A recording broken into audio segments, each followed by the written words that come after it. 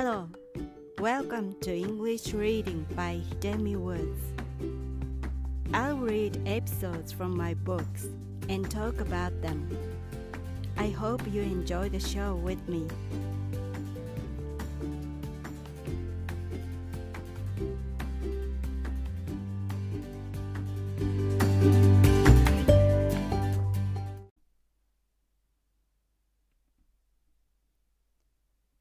Hi, I'm your host, Hidemi Woods. I'm gonna read an episode from the book I wrote that is titled An Old Tree in Kyoto. Today's episode is called A Test of Courage. It's about an annual event of my hometown in my childhood.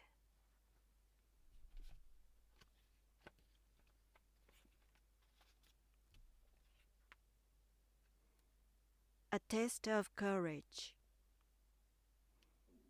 In my hometown, there used to be a night for a test of courage for kids in summer when I was a child. It was a small neighborhood event that an adult volunteer set up a sign saying, "A test of courage" at the entrance to a narrow lane between the neighbor houses. Except for the entrance, the rest of the lane was left as it was, without any special scary decorations or surprising effects. Enough nature still remained in my neighborhood back then, though, and the ditch, bushes, and shrubs along the lane had sufficient effects in darkness to scare kids. One summer dusk, I heard my grandmother call me urgently when I was playing in the yard. She grabbed me and ran into the house, escaping from something. It was a ball of fire drifting above us. That was the first time I'd ever seen a will-o'-the-wisp, and I haven't seen one since. But to my family, seeing a will-o'-the-wisp wasn't so rare. My grandmother once saw it perch on a side mirror of a parked car in front of our house. Scientifically, it's said that a will-o'-the-wisp is some phosphorus-related phenomenon. Near our house, there was a graveyard where we had buried the deceased from generation to generation, which is now banned by law requiring cremation, and we believed it had to do with the will-o'-the-wisp. I had plenty of natural scary materials in my childhood.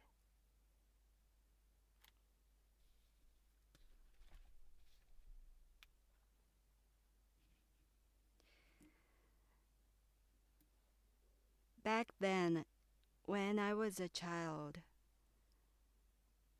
around my house were all fields or rice paddies or woods and shrubs.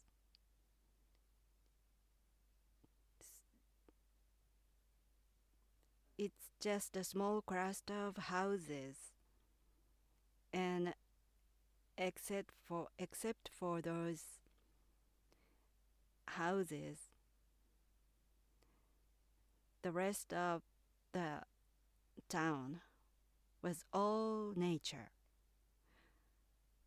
I was surrounded by a bounty of nature. And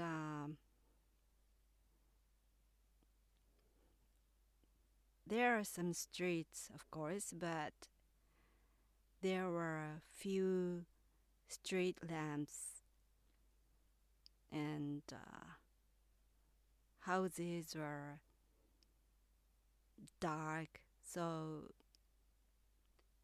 after sunset, it was almost completely dark. And as a child, it was scary enough after dark. So my neighborhood was like a perfect location for a horror movie or something, because it was quiet, dark, and just full of trees and shrubs. So there was no need for additional decorations to scare kids when the summer event was held.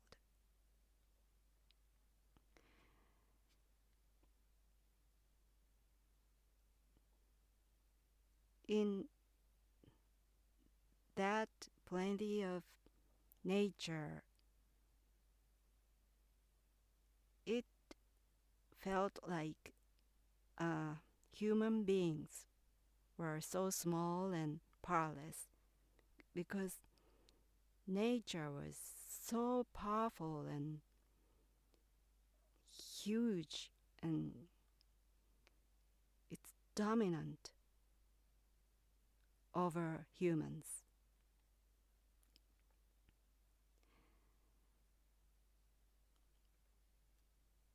And my neighborhood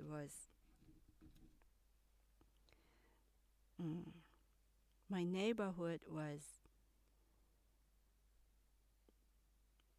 like a Halloween town all year round, so to speak. And the inexplicable happened all the time, almost all the time,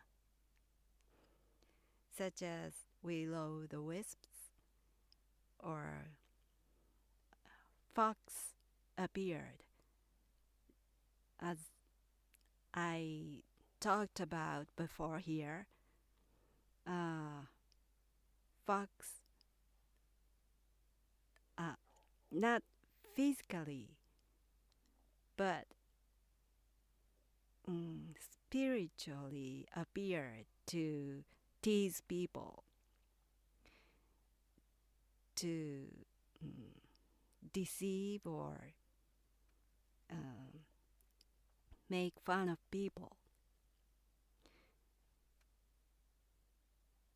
So adults around me were talking about foxes or will-o'-the-wisps or anything inexplicable all the time, as if they were truly there. They truly existed, because they actually experienced strange things by themselves or saw them for themselves. So they believed those weird, odd, inexplicable things. And as a child, I heard those tales or experiences all the time. So naturally, I believed it too. And sometimes after I grew up, I saw some scary TV shows or some documentaries on TV. And in those shows, they were talking about some phenomenon which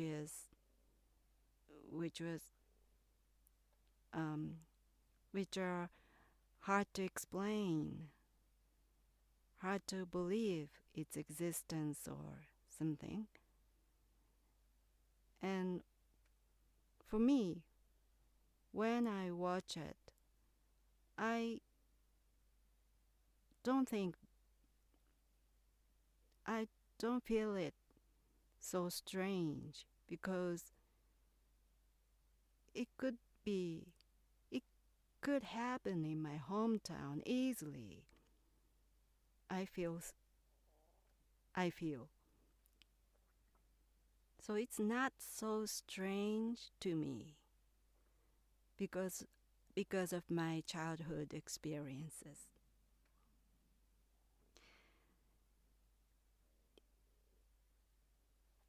If you lived or if you visited my hometown, you would believe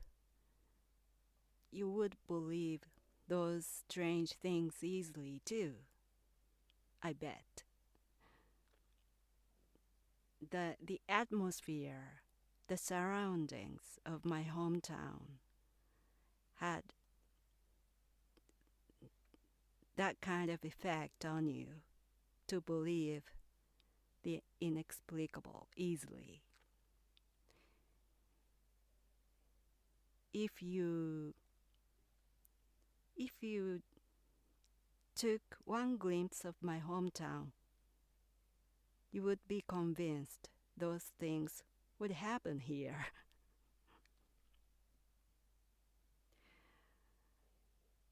It was such a natural, scary, strange place that I lived in when I was a child. But I don't know if it remains like that still now, because I haven't visited there for years. That's because my parents sold my house due to the financial difficulty. They had to sell the house, the land that they had inherited from the ancestors. And they moved out the town. So I have no need to return there because there's no house anymore.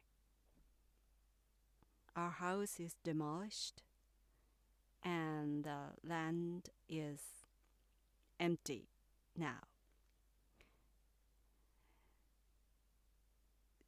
So it's the scary place has gone forever.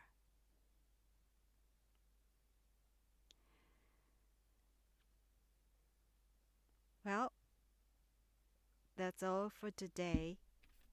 Thanks for listening. I'm Hidemi Woods. I hope you join me again soon. Take care and be well.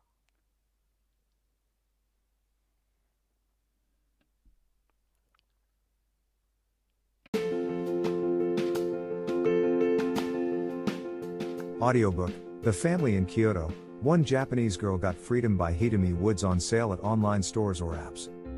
Apple Books, Google Play, Audible, 43 available distributors in total.